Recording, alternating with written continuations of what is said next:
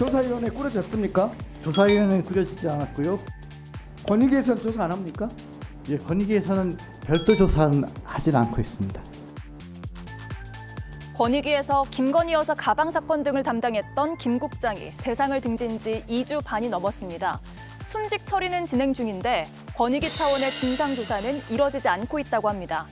그러다 보니 국장이 왜 죽음에 이르렀는지 책임 공방도 이어졌습니다.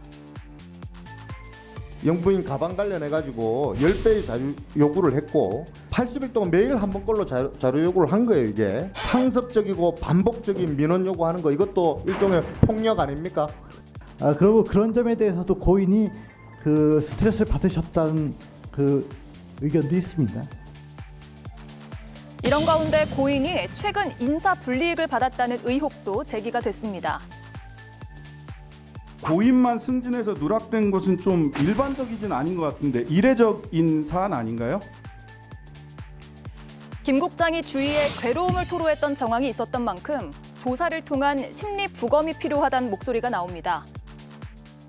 네, 오늘 국회 정무위가 여러 안건이 있었는데 그중에서 가장 주목을 받았습니다. 권익위 반부패 국장 사망 사건 관련한 현안 질의 내용을 조금 더 보겠습니다. 그 업무상 스트레스가 무엇 때문에 받았느냐는 거예요. 자신의 소신과 위배되는 결정을 해야 되기 때문에 그래서 심리적으로 힘들다라고 한 거 아닙니까? 그 점에 대해서는 아직은 확인된 바는 없는 걸로 알고 있습니다. 조사위원회 꾸려졌습니까? 조사위원회는 꾸려지지 않았고요.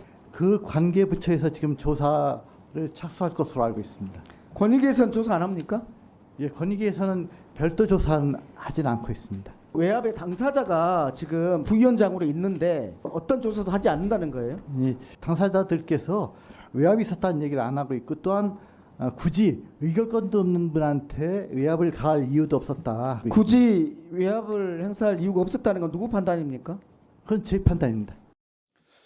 네, 서영주 의원님. 네. 유철한 위원장이 과도한 업무상 스트레스가 있었다라는 의견도 있더라라는 답변을 했거든요. 네네. 그래서 마치 이제 업무상 스트레스로 인해서 사망에 이르게 된 거 아니냐 이런 생각을 할 수도 있는 발언이 나왔거든요. 네네. 지금 진상조사가 거의 없는 상황에서 이런 답변은 적절치는 않아 보이거든요. 적절치 않을 정도가 아니라 권익위 국장 고인에 대한 2차 가해에 준한다고 할 수 있습니다. 그러니까 고인의 유가족들은 이 죽음에 이르는 과정 속에서 분명히 양심에 반해서 괴로웠다라는 고인의 이야기가 있었잖아요. 예. 예를 들어서 이 유철한 위원장의 말대로라면 너무 일이 힘들다. 근데 이 권익위에서 이 돌아가신 이 고인께서는 20년 이상을 부패 방지 쪽에 연구도 하셨고 판단도 하셨고 대한민국의 부패 지수를 굉장히 청렴하게 올렸던 자부심을 갖고 있던 분이었어요. 그런데 김건희 여사, 대통령을 남편으로 둔 김건희 여사의 명품백 사건을 처리하는 과정에서 모든 국민이 의아해했잖아요. 예. 대통령 기록물이라서 문제가 없다. 라고 했다가 대통령 기록물이 아니라서 문제가 없다. 희대의 결정을 내린 권익입니다. 그 과정에서 20년 동안 이 상황을 대한민국의 부패 방지를 있어서 했던 분의 자괴감. 이거는 죽음에 이르게 하는 상당한 외압이 있지 않고서는 어떻게 원인을 설명할 수 없잖아요. 예. 그런데 위원장이라는 분이 본인의 어떻게 보면 같이 일하는 동료가 죽음에 이르렀는데 업무상 스트레스요? 이건 잔인한 것입니다. 저는 그 안에서 조사위원회도 하지 않고 저렇게 애둘러서 한 사람의 고인의 죽음을 이런 식으로 뭐 자료 요구가 많아서 죽음에 이르렀다? 말도 안 되는 소리를 하고 있잖아요. 예를 들어서 지금 김건희 여사의 명품백 관련된 사건이 아니라 예를 들어서 문재인 정부에 있어서 김정수 여사 관련된 사건으로 있어서 이런 일이 이르렀다면 저렇게 하겠습니까? 예. 그런 거예요. 그런 걸 다 떠나서 이 죽음에 대해서는 분명하게 입법부에서 밝혀야 됩니다. 국민의힘 의원들도 마찬가지고요. 예. 유철한 위원장도 저러는 거 아니다. 본인의 가족이면 저렇게 답을 하겠습니까? 네. 업무상 스트레스라뇨. 그거는 정말 너무나 잔인한 말이다. 예. 그런 말씀드립니다. 입법부에서 밝혀야 된다라는 생각도 들기도 하는데 동시에 지금 유족이 입장을 내고 있지 않아서 여러 추측들만을 가지고 여든 야든 이걸 계속 추정해 나가는 게 아닌가 이런 생각도 저는 오늘 보면서 들었는데 오신환 의원님 어떻게 보셨습니까? 그러니까 이제 정치권이 지금 고인의 죽음 앞에 좀 겸허해질 필요가 있어요. 지금 그걸 뭐 각 진영에서 자기 해석을 통해 가지고 과하게 답을 정해놓고 가고 있는 지금의 상황이 오히려 고인과 유가족들에 대한 2차 가해가 되겠죠. 저도 이번에 지금 오늘 현안 질의 과정들을 좀 보면서 뭐 새로운 어떤 문제 제기도 하더라고요. 신장식 의원의 경우는 뭐 인사상 공직자 고공단으로 가지 못했던 부분들을 압박을 했다라고 얘기까지 하는데, 그것을 이제 제가 보니까 운영지원 과장과 인사계장이 그 전날 식사를 한 거 아니겠습니까? 고인과 예. 저녁에. 근데 전혀 그런 대화를 나눈 적이 없다라고 하는 것을 봐서는 그냥 단순한 제보를 가지고 괴담 형식으로 그것을 몰아가는 것은 저는 온당치 않다라고 보여지고요. 말씀하신 대로 지금 고인의 유서가 남겨져 있다고 하지 않습니까? 근데 유가족들이 명예회복과 그리고 순직 처리에 대한 부분들을 요구하고 있습니다. 거기서 유가족들이 어찌 보면 과한 외압에 의해서 사망했다라는 부분들이 혹여라도 예. 의심을 갖고 있다라면 유가족들이 스스로 그런 부분들을 요구하겠죠. 근데 오히려 그렇지 않은 과정 속에서 정치권에서 오히려 그것을 부추기면서 고인의 사망과 관련해서 과한 정해놓은 과정으로 몰고 가는 것은 저는 오히려 온당치 않다라고 보여지기 때문에, 그리고 더군다나 지금 민주당에서 권익위 부위원장을 공수처에 고발해 놓은 상태입니다. 그렇기 때문에 그 부분에 대한 수사가 이루어질 것으로 보여지고요. 예. 또 순직 처리하기 위해서는 조사 경위서를 작성해서 권익위에서 인사혁신처로 보내야 됩니다.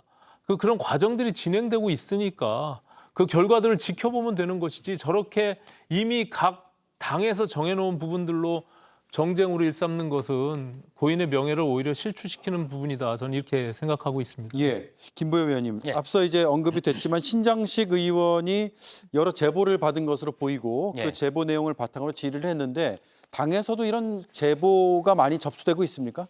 그렇습니다. 신장식 의원한테 제보가 많이 몰리고 있는 이유는 신 의원이 초창기에 고인 돌아가신 뒤에 바로 정무위 의원들과 같이 조문을 갔었습니다. 네. 그런데 권익위 직원들이 지금 유족들이 개인적인 관계가 있지 않는 분들은 조문을 받지 않고 있다라고 거짓말을 했죠. 그래서 그때 갔던 의원들 중에 딱 한 분이라도 그럼 가서 인사라도 드리겠다 했더니 다들 오시라 조문하고, 그리고 얘기하는 과정에서 유족이 명예회복을 바란다, 진상조사가 필요하다, 이런 의사를 밝혔고요. 유족이 그런 예, 입장을 밝혔다. 그렇습니다. 예. 신장식 의원이 받은 제보 중에 하나는 그 고인이 돌아가시기 전날 8월 7일 인사계장 운영지원과장이 고인에게 좌천성 인사이동을 예고를 해서 예. 그것 때문에 항의, 고성이 있었다, 이런 내용이었고요. 그리고 정승윤 부위원장과의 갈등 얘기는 계속 나오지 않았습니까? 이 국장께서는 계속 수사기관 이첩을 주장을 했고, 또 당사자 이해관계가 있는 분들은 위원들이 이 안건 심의할 때 회피해야 된다, 그리고 직접 대면 조사도 필요하다, 네. 이런 주장을 했습니다. 그러니까 이런 내용이 불편한 정승윤 부위원장은 그 자리에서 빼내고 싶었겠죠. 그런 제보가 있었다는 사실 하나와 좀 민감한 얘기지만 그 유서 외에도 휴대전화가 있지 않겠습니까? 예. 제가 받은 제보 중에는 이 내용이 이미 다 저장이 돼 있다, 이걸 가지고 장난친다면 그 내용들을 하나씩 공개할 수 있다, 이런 누가 공개를 하는 거죠? 그 전화기를 가지고 있는 쪽에서 그런 얘기를 들었습니다. 예. 그렇군요. 그러니까 이 조사를 하면서 왜곡할 생각을 하지 말아라, 유족 쪽에서는 그런 경고를 하는 겁니다. 아, 그래요? 알겠습니다. 어쨌든 오늘 그 인사 과장, 계장이 이제 뒤늦게 요구에 따라서 국회 출석했는데 당사자는 일단 아니다, 그런 일이 없었다라고 부인하고 있는 그런 상황이라는 점도 동시에 말씀을 드리겠습니다. 반면에 이제 국민의힘에서는 민주당 등 야권에서 자료 요구를 많이 했기 때문에 스트레스를 줬고 책임이 없는 것이 아니다라고 되묻고 있습니다. 한번 들어보시죠. 가방, 백 관련해 가지고 우리 국민의힘에서는 8차례, 민주당에서 80회를 했더라고요. 단순 계산이지만 80일 동안 매일 한 번꼴로 자료 요구를 한 거예요. 이게 상습적이고 반복적인 민원 요구하는 거, 이것도 일종의 폭력 아닙니까? 그걸로 인해서 업무가 과도해지고 스트레스를 받은 것도 사실입니다. 제가 보기에는 공무원에 대한 악성 민원뿐만 아니라 악성 갑질, 폭언, 막말에 대해서도 실태 조사를 해볼 필요가 있다라는 얘기를 하고 싶은 거예요. 그리고 그런 점에 대해서도 고인이 그 스트레스를 받으셨다는 그 의견도 있습니다. 권익위 위원장님 생각은 지금 악성 민원 때문에 고인이 돌아가셨다고 생각하는 겁니까? 아니, 그건 일리가 있다고 말씀드렸지. 그게 전부의 그렇게 원인이라는 만일 악성 민원 때문에 고인이 돌아가셨다 그렇게 되게 되면은 고인에 대한 모욕이 되는 거예요. 모욕. 답변을 하실 때 신중하게 하셔야죠. 김성일 의원님, 네. 유철원 위원장의 답변이 좀 오락가락하는 느낌도 있어요. 네, 그렇습니다. 지금 무리한 자료 요구로 이렇게 업무 스트레스를 받아서 돌아가셨다. 이건 고인에 대한 분명 모욕이고요. 그다음에 진짜 아닌 밤중에 홍두깨 같은 소리입니다. 저희 이제 국회에서 저도 보좌관 생활을 10수년을 했는데요. 국감 때가 되면은 수많은 자료 요구들이 쏟아집니다. 지금 좀 전에 뭐 80차례다 그랬지만요. 사실은 그 여러 의원실들이 중복해서 이제 질문을 하는 경우가 많기 때문에 그렇게까지 많지는 않습니다. 그리고 네. 이분이 10수년간 이 공무원 생활을 해오셨는데 이것 때문에 스트레스를 받아서 돌아가셨다? 쉽사리 이해가는 일은 분명히 아니죠. 제가 경험했을 때 공무원들이 가장 스트레스를 받았던 것은 박근혜 정부의 국정농단 때였어요. 그때 이제 국회에서는 여러 가지 자료를 많이 요구를 했죠. 근데 당시의 정권이었던 박근혜 청와대에서는 그 자료들을 못 주게 하고 막 파기하고 그랬단 말이죠. 그래서 그때 위에 상부의 압력에 의해 가지고 제대로 제출을 안 했던 분들이 결국 다 감옥에 가셨어요. 예. 그래서 얼마 전에 나오시고 그러셨거든요. 그런 분들을 보면서 지금의 공무원들은 이 부분에 엄청난 스트레스를 받을 거예요. 국회에서 증언 감정 등에 관한 법률에 따라 가지고 법적으로 자료 요구를 하는 것에 대해서 응하지 않으면 자기가 처벌을 받거든요. 근데 자신의 상급기관 또는 외부에서 못 주게 할 경우 이분은 이도 저도 못하는 상황이 되는 거거든요. 이럴 때 공무원들이 정말 많은 스트레스를 받습니다.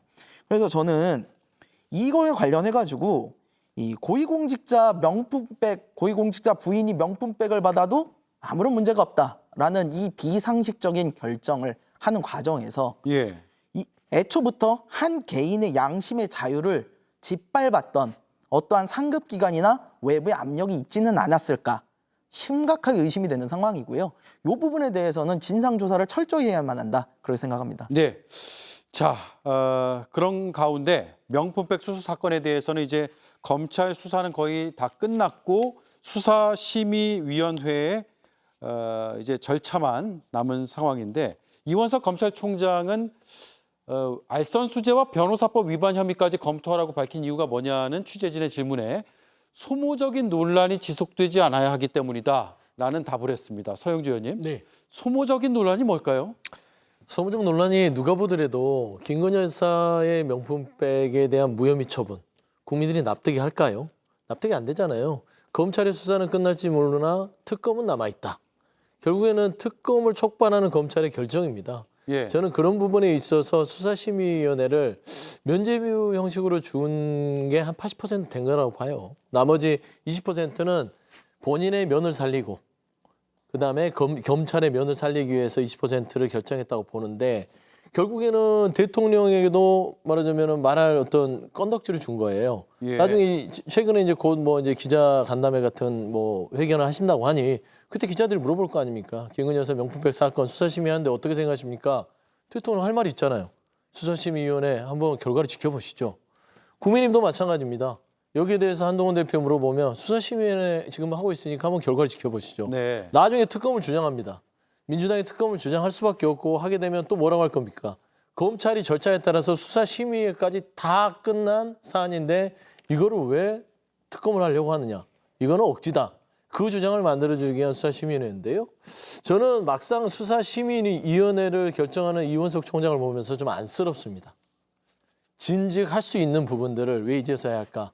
결국에는 본인의 어떤 명예만 중요하고 검찰의 명예나 국민적인 눈높이는 하나도 중요하지 않았다.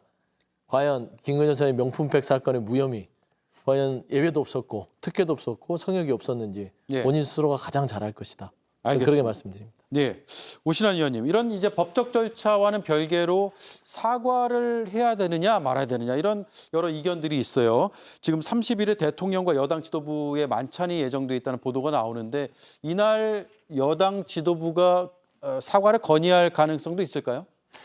네, 일단 뭐 검찰의 수사가 민주당이 원하는 대로 결론을 내야만 그것이 정의로운 것이냐라고 저는 좀 반문하고 싶은데요. 일단은 지금 수사심의위원회 자체가 문재인 정부 때 만들어진 그런 제도입니다. 그런 여러 가지 공정성이나 투명성을 확보하기 위해서 그 제도 운영을 하는 거예요. 그렇기 때문에 이원석 총장의 경우는 그것이 불필요한 또 논란을 없애기 위해서 더 공정하고 외부의 민간 자문기구를 둔 것이 그런 취지 아니겠습니까? 150명에서 300명까지의 전문가들이 그런 것들을 들여다보고 다시 한번 검토하는 것이기 때문에 그것을 면죄부를 주기 위해서 수사심의위원회에 다시 올렸다라고 판단하는 것 자체가 그럼 결국에는 기소해서 사법부의 어떤 처벌을 받기를 원하는 그 결론을 내야만 그것이 옳다라고 생각하는 민주당 입맛에 맞는 그런 어떤 결론을 내라는 것뿐이 아니잖아요. 그렇기 때문에 저는 그것은 온당치 않다 생각하고 이후에 만약에 어떤 결론이 나든지 간에 수사심의위원회가 만약에 또다시 기소 의견으로 낼 수도 있는 거 아니겠습니까? 예. 지켜보지도 않고 모든 것을 다 그냥 무자르듯이 결론을 내는 것도 저는 참 답답하고 이해하기가 어려워요. 그리고 앞서 고인의 죽음도 그 심리적인 상태가 어떻게 특정해서 단정적으로 한 가지겠습니까?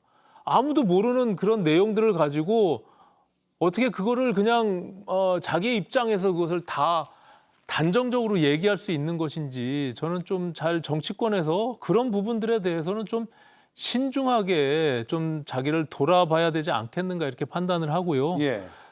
향후에라도 저는 김건희 여사가 이 부분에 대해서 기소가 만약에 지금 검찰이 내린 결론처럼 나더라도 저는 국민들 앞에서 그 부분에 대한 적절한 사과, 유감 표명은 반드시 좀 하면 좋지 않겠는가라는 저 개인적인 어떤 정부적 판단이 있습니다. 예. 예, 알겠습니다. 자, 세 번째 이슈로 넘어가겠습니다.